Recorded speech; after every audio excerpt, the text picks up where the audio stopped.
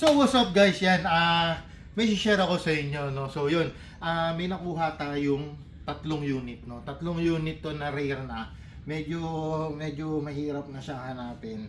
And yes, this is hot cake, no? So ngayon, nung nakuha ko tong tatlong unit na to, minodify ko na siya, no?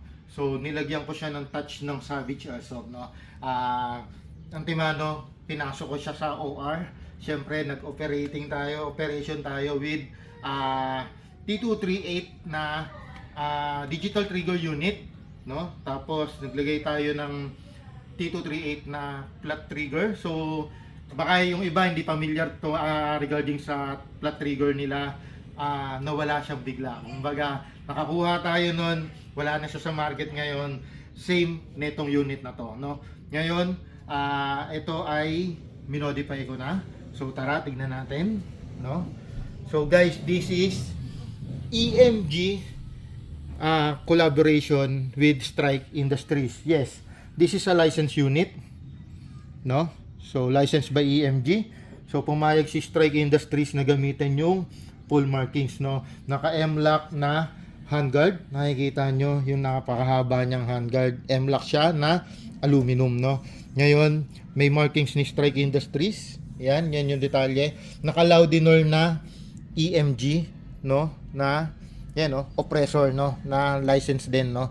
So, yan, no, hanggang loob yung markings niyan, no. So, yan. Tapos etong receiver, yan, napakagandang license tawag dito, markings, no. Yan, pati yung EMG markings. Ngayon, kung titingnan niyo yung detalye, yung bolt release at saka yung mag release, 'di ba? Tapos meron din 'yan dito sa switch. Ayan, no. Ayan. So yan, may markings 'yan. Ayan, may markings 'yan diyan.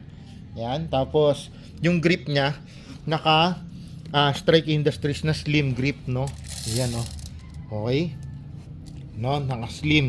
Kaya yung motor nito is high torque na slim na motor, no. Tapos naka crane stock to tayo.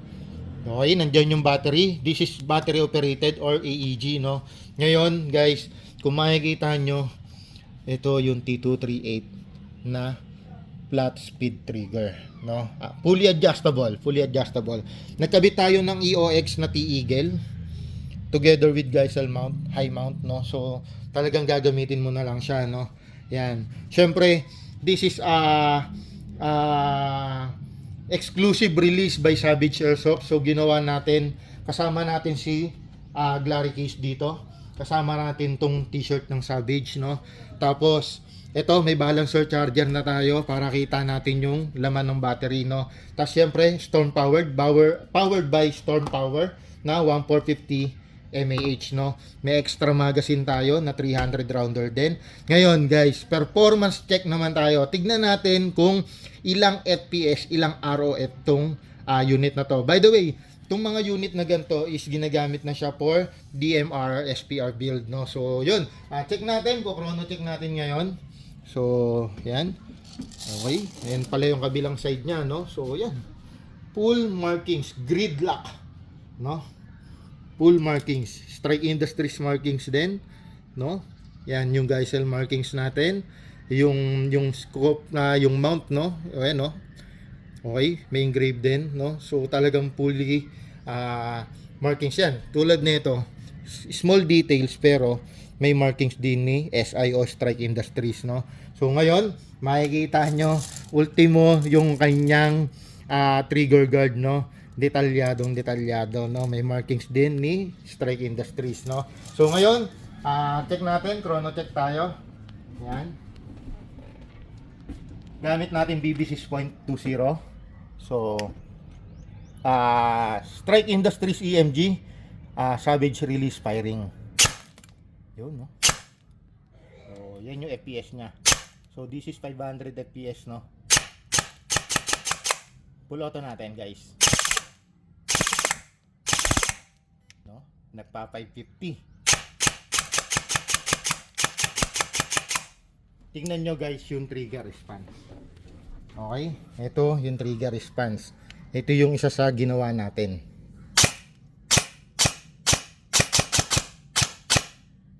Yan, no.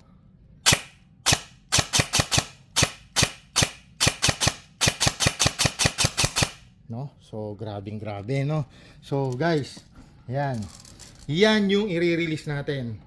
Again, 3 unit yung meron tayo. So yun guys, no? Maraming salamat sa suporta. Maraming salamat sa patuloy na pagtitiwala sa atin. So, again guys, ginawa ko to, pinagpaguran ko to.